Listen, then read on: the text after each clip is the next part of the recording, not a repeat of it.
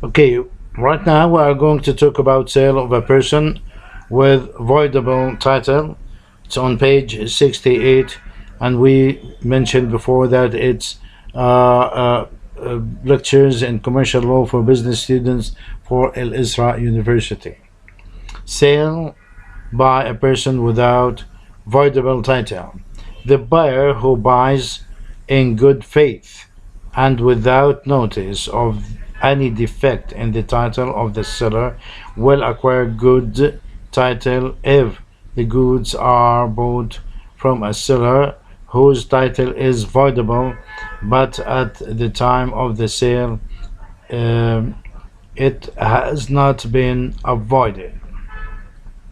Sale by a seller in position. Sale by a seller in position means that the goods are in his possession actually, where a person who sold goods retains possession of the goods, and resells them. For instance, where A, the seller, sells goods to B and then resells the same goods to C. If property has passed to B, but the seller is still in possession of the goods or documents of a title to the goods, and the seller sells them to C, who purchased in good faith and without notice of the sale to the second transaction passes title to C. B will only have an action for breach of contract against the seller for the second buyer and acquire good title. The seller must deliver possession of the goods or documents of title. Merely contracting a second sale is not sufficient to give title to the second buyer. Sale by a buyer in position. Sale by a buyer in position. The goods or title to documents of title must have been obtained under a sale or an agreement to sell that which is bought or agreed to buy. Sale and market overt. The word market overt was been defined as an open, public, and legally constituted market.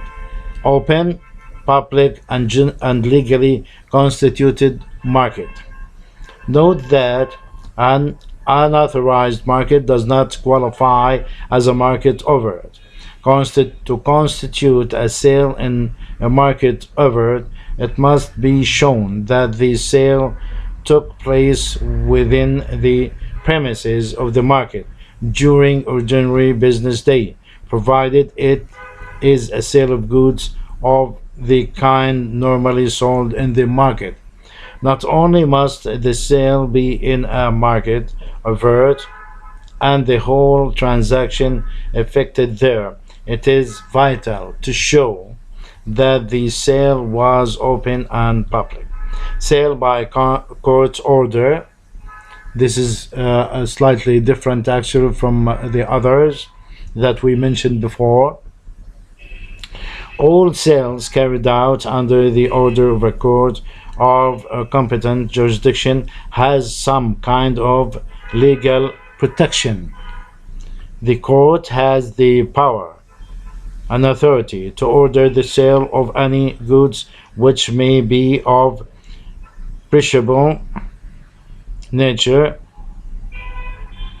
or likely to deteriorate from keeping, or which for any other just and sufficient reason it may be desirable to have sold at once. Consequently, a court